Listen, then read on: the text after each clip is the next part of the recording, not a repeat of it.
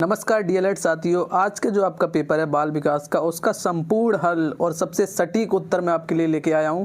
Video को last तक देखना, सभी आपके आंसर के सब जवाब मिलने वाले हैं। तो सबसे पहले स्टार्ट करते हैं आपके पहले वस्तुनिष्ठ प्रश्न यानी बहुविकल्पी प्रश्न से। सबसे पहले प्रश्न की अगर मैं बात करूँ तो आपका पहला प्रश्न है टीएटी व्यक्तित्व परीक्षण का निर्माण किसने किया। तो इसका आंसर होगा वो आपका मॉर्गन एवं मरे। सेकेंड इसका आंसर होगा आपका, जिसका नाम है मॉर्गन एंड मरे। अब बात करें अगर हम सेकंड क्वेश्चन की, तो वो आपका है केंद्रीय प्रवृत्ति का मापक नहीं है। इनमें से कौन है जो केंद्रीय प्रवृत्ति का मापक नहीं है। मध्यमान, मध्यांक, बहुलक, प्रसार। तो मध्यमान, मध्यांक, बहुलक ये तीनों ही केंद्रीय प्रवृत्ति के मापक हैं। जो प्रसार है आपका, जो चौथा ऑप्शन है, ये आपका नहीं है, क्वेश्चन नहीं पूछा गया। अब बढ़ते हैं हमारे तीसरे क्वेश्चन की तरफ, जो कि ये संवेग का प्रकार नहीं है।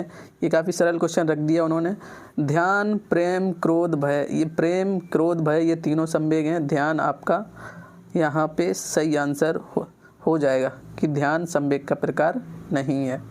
बढ़ते हैं चौथे क्वेश्चन की तरफ। कोहलर ने अपने सीखने के सिद्धांत का प्रतिपादन किसके ऊपर प्रयोग करते हुए किया था। तो कोहलर ने जो किया था उसका जो राइट आंसर है वो आपका वन मानुस ने किया था। तो इसका आंसर वन मानुस हो जाएगा। कुत्ता, मनुष्य, बिल्ली ये इनमें से कोई नहीं है। अब बढ़ते हैं स्मृति का अंग नहीं है। ये क्वेश्चन बहुत ही डाउट वाला है, बहुत सारे लोग इसमें निपट चुके होंगे जिन्होंने गलत आंसर दिया होगा। इसका जो राइट आंसर होगा वो इसका राइट आंसर है आपका चिंतन।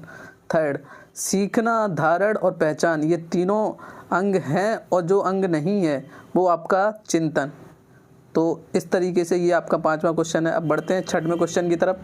छठवां क्वेश्चन है कल्पना की सामग्री स्मृतियाँ कथन है। इसका आंसर अभी नहीं मिला है, हम कमेंट बॉक्स में अपडेट दे देंगे, पिन कर देंगे कि इसका आंसर क्या है। सातवें क्वेश्चन की तरफ बढ़े हैं अगर मैं, तो सातवां क्वेश्चन जो आपका पूछा गया है वो ये पूछा, किस परिस्थिति में प्राप्त ज्ञान प्रशिक्षण का अन्य दूसरी परिस्थिति में उपयोग करना कहलाता है। तो जब हम कुछ सीखते हैं और उसे अन्य चीज़ों में यूज़ करते हैं तो वो होता है हमारा सीखने का स्थानांतरण। तो इसका जो आंसर सही हो जाएगा वो चौथा। अब बात करूं मैं आठवें क्वेश्चन की, तो आठवां क्वेश्चन है बहुलक के लिए संकेताक्षर का प्रयोग होता है। तो बहुलक के लिए कौन से संकेताक्षर का प्रयोग होता है। बहुलक को इंग्लिश में आप क्या कहते हैं, मोड कहते हैं। तो इसलिए हमारा यहाँ पे दूसरा आंसर सही हो जाएगा। बढ़ते हैं नौवें क्वेश्चन की तरफ। धारण का संबंध निम्न में से किससे है। तो आप ऊपर भी आप पढ़ सकते हैं कि यहाँ पे जब आपको स्मृति के अंग पूछे गए तो इसमें सीखना अंग था, धारण अंग था, पहचान अंग था। तो धारण किसका अंग हो जाएगा, किससे संबंधित हो जाएगा।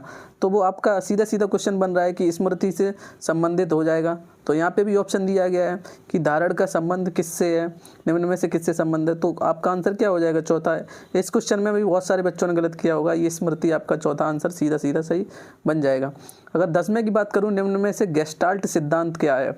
तो गेस्टाल्ट सिद्धांत क्या है, आपकी संपूर्ण की बात करता है, हमेशा पूरे की बात करता है।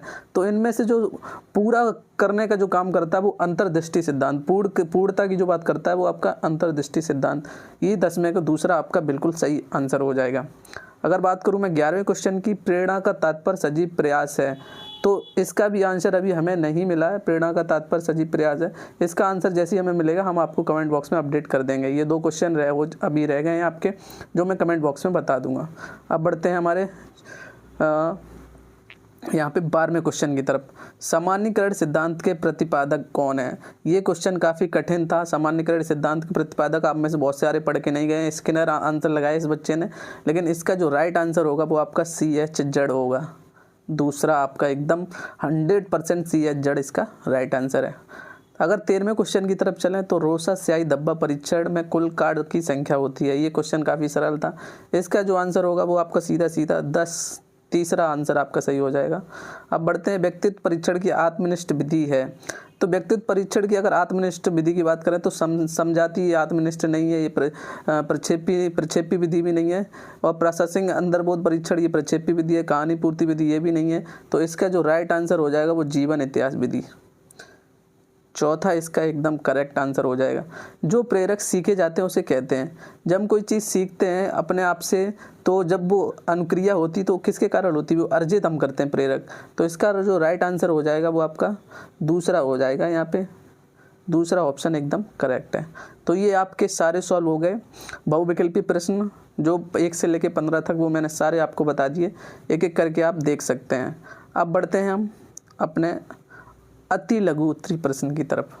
तो पहला क्वेश्चन आया, सीटेट परीक्षण किस आयु के बच्चों के व्यक्तित्व का मूल्यांकन करने हेतु प्रयोग होता है? सीएटी टेस्ट की अगर मैं बात करूं तो सीएटी टेस्ट जो होता है वो 3 से 10 वर्ष के बच्चों के लिए होता है। तो इसका ये राइट आंसर है, जो 3 से 10 वर्ष करके है, एकदम करेक्ट आंसर है। अगर बात करूं शारीरिक विकास को प्रभावित करने वाले कारक लिखिए, तो ये मैराथन में मैंने बताए थे आपको। शारीरिक विकास को प्रभावित करने वाले कारक ये हैं, जो भाषा विकास को प्रभावित करते हैं वो शारीरिक विकास को भी। पारिवारिक परिवेश आपका कैसा है, सामाजिक परिवेश आपका कैसा है, स्वास्थ्य आपका कैसा है, और लैंगिक भिन्नता कैसा है। और यहाँ पे हेरिडिटी, वंशानुक्रम भी प्रभावित करेगा, और आपका परिवार भी प्रभावित करेगा, और समाज भी प्रभावित करेगा शारीरिक विकास को। तो ये आप 4 कारण लिख सकते हैं दूसरे क्वेश्चन के आंसर में। अब बात करूँ जीन पियाजे के संज्ञानात्मक विकास सिद्धांत की 4 अवस्थाओं के नाम लिखिए, जो कि हमारा क्वेश्चन नंबर है 18 क्वेश्चन नंबर के आंसर की बात करूँ तो यहाँ पे मैंने पीपीटी लगाई हुई है। जीन पियाजे के संज्ञानात्मक विकास की 4 अवस्थाएं ये हैं। ये बहुत सरल क्वेश्चन है। संवेदी पेशी अवस्था जन्म से 2 वर्ष, पूर्व संक्रियात्मक अवस्था 2 से 7 वर्ष, मूर्त संक्रियात्मक अवस्था 7 से 11 वर्ष, अमूर्त संक्रियात्मक अवस्था 11 से 16 वर्ष। तो ये आपका क्वेश्चन नंबर 18 तक हमने सॉल्व कर लिए हैं। अगर बात करूँ क्वेश्चन नंबर 19 की, जो कि ये संवेग व्यक्ति की उत्तेजित अवस्था है, इस क्वेश्चन का आंसर क्या होगा? इसका आंसर बहुत सारे बच्चों ने गलत किया, लेकिन इसका जो आंसर होगा आपका वो होगा वुडवर्थ। सही से मैं लिख नहीं पा रहा हूँ, मोबाइल स्क्रीन पे कर रहा हूँ, तो इसलिए इसका आंसर होगा वुडवर्थ। अब आगे बढ़ते हैं। बुद्धि लब्धि निकालने का सूत्र, ये भी 20वां क्वेश्चन है। ये भी बहुत सरल क्वेश्चन पड़ गया था। बुद्धि लब्धि का हर साल क्वेश्चन आता है। मैंने मैराथन में इस क्वेश्चन को कराया था। सारे क्वेश्चन जो थे वो मैराथन से ही आए थे। आप देख सकते हैं ये मैराथन में क्वेश्चन कराया था। बुद्धि लब्धि बराबर मानसिक आयु बट्टे वास्तविक आयु गुणे 100।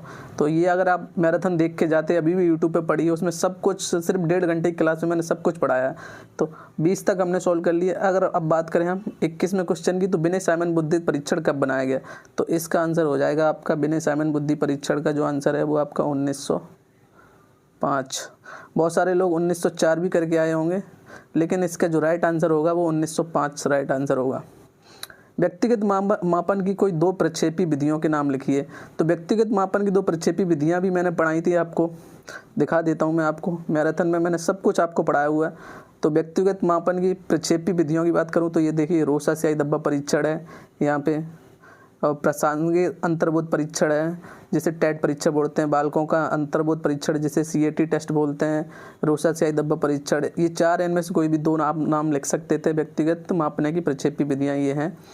तो ये भी मैराथन में मैंने आपको पढ़ाया हुआ है। अब बढ़ते हैं हमारे नेक्स्ट क्वेश्चन की तरफ।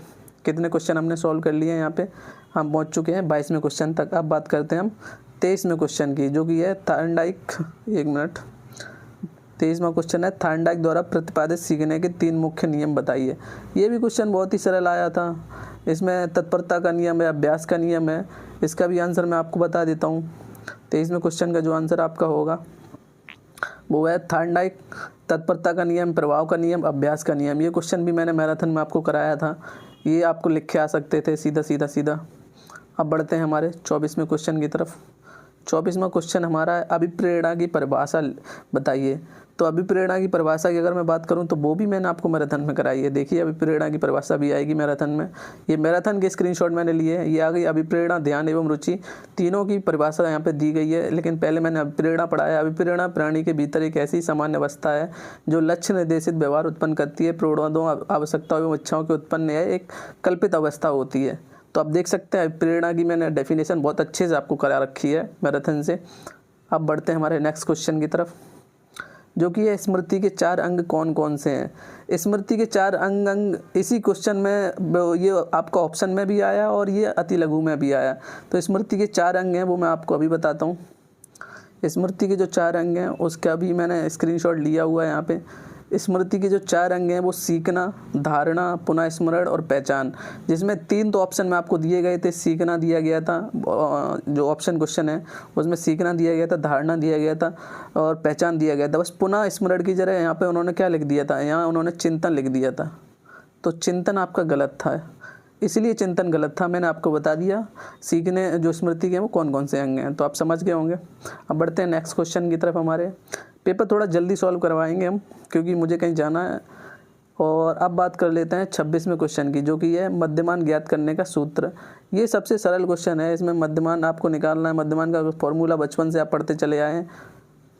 फार्मूला मैं आपको दिखा देता हूँ, आप लिख सकते थे या फिर आप साइन के ज़रिए बता सकते थे। तो जो मध्यमान का फार्मूला है वो इस प्रकार है, सब ऑफ नंबर और टोटल नंबरों की संख्या का भाग लगा देंगे तो आपका जो मध्यमान है वो आ जाएगा। जितनी संख्या हो उनका जोड़ और जितनी संख्याएं हैं उनका उन संख्याओं का नंबर से हम भाग दे देंगे तो हमारा मध्यमान आ जाएगा। बढ़ते हैं हमारे नेक्स्ट क्वेश्चन की तरफ, जो कि है अब 27वां क्वेश्चन। मनोविज्ञान डॉक्टर जॉन्स ने बाल विकास को कितनी अवस्था में विभाजित किया, नाम लिखिए। ये क्वेश्चन मैं कमेंट बॉक्स में आपको अपडेट दे दूंगा। इसका क्वेश्चन का आंसर अभी नहीं मिला है मुझे और ना ये मैंने मैराथन में पढ़ा है, तो ये क्वेश्चन एक पेपर से बाहर आया है जो मुझे लगता है कि ये मैंने नहीं पढ़ाया आपको। अब बात करें अगर 28वें क्वेश्चन की, पावला का संबंध प्रतिक्रिया सिद्धांत किस हेतु जानवर का प्रयोग किया गया था, तो इसमें आपका कुत्ते का प्रयोग किया गया था, कुत्ता जो जानवर था उसका प्रयोग किया गया था। सूझ या अंतर्दृष्टि सिद्धांत के प्रतिपादक का नाम बताइए, तो ये 29वां क्वेश्चन है। सूझ या अंतर्दृष्टि सिद्धांत के जो प्रतिपादक थे वो आपके कौन थे, कोहलर साहब थे। उन्होंने कोहलर ने बहुत अति मचा रखी है, हर साल डीएलएड में ये आ जाते हैं। ऑलपोर्ट के अनुसार व्यक्तित्व की परिभाषा बताइए, ये हमारा लास्ट क्वेश्चन है 30 अति लघु में। अगर इसके आंसर की बात करूं तो चलते हैं नीचे, ऑलपोर्ट की डेफिनेशन मैं आपको बताता हूं। ये कोहलर का अंतर्दृष्टि सूझ मैं बता चुका हूँ आपको। ये है ऑलपोर्ट की डेफिनेशन। व्यक्तित्व व्यक्ति के भीतर उन मानव शारीरिक तंत्रों का गतिशील या गत्यात्मक संगठन है जो वातावरण में उसके अपूर्व समायोजन को निर्धारित करते हैं। ये हो गई ऑलपोर्ट के अनुसार व्यक्तित्व की परिभाषा। अब बढ़ते हैं हमारे वेरी शॉर्ट हो गए, ऑप्शनल क्वेश्चन हो गए, अब आपके लघु उत्तरीय क्वेश्चन हो गए। लघु उत्तरीय क्वेश्चन सभी बच्चों ने अपनी अपनी तरीके से लिखे होंगे, तो इनमें आपको कुछ बताना नहीं, क्योंकि ये जो एक नंबर के थे उनमें एकदम छोटा आंसर होता है, तो इसलिए इन क्वेश्चन का आंसर बताना आपको बहुत ज़रूरी था। अगर लघु उत्तरीय की बात करूँ तो ये आपको अपने मन से लिखने थे, आप जैसा पढ़ के जाएंगे अपने हिसाब से बना के लिखेंगे।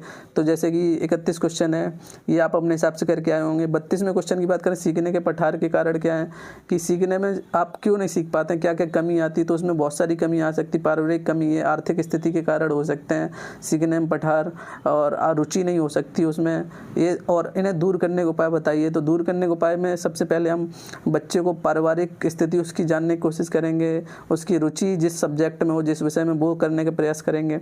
बाल विकास किशोरावस्था की आयु वर्ग क्या है, तो बाल विकास की किशोरावस्था की अगर आयु वर्ग की बात करें तो 12 से 18 वर्ष, ये क्या है, किशोरावस्था का आयु वर्ग है।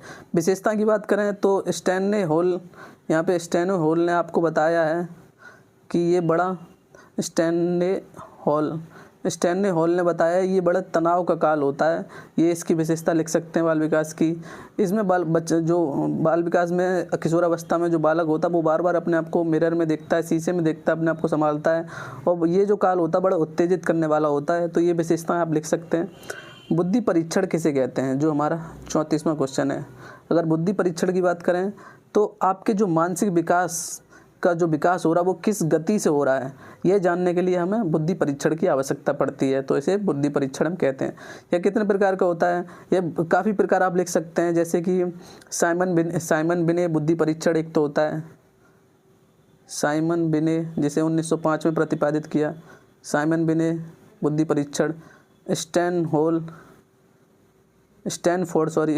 बुद्धि परीक्षण। तो ये दो बुद्धि परीक्षण आप यहाँ पे लिख सकते थे, बुद्धि परीक्षण किसे कहते हैं या कितने प्रकार के होते हैं।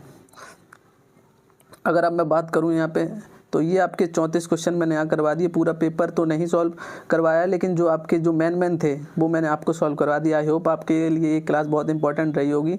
बाकी जो आपके जो लॉन्ग क्वेश्चन है, अगर आप उसके भी आंसर चाहिए तो आप कमेंट बॉक्स कर दीजिए। लॉन्ग क्वेश्चन के लिए मैं भी आपके लिए मैराथन क्लास ले आऊँगा, उसमें मैं सारे आपके लॉन्ग क्वेश्चन करा दूँगा।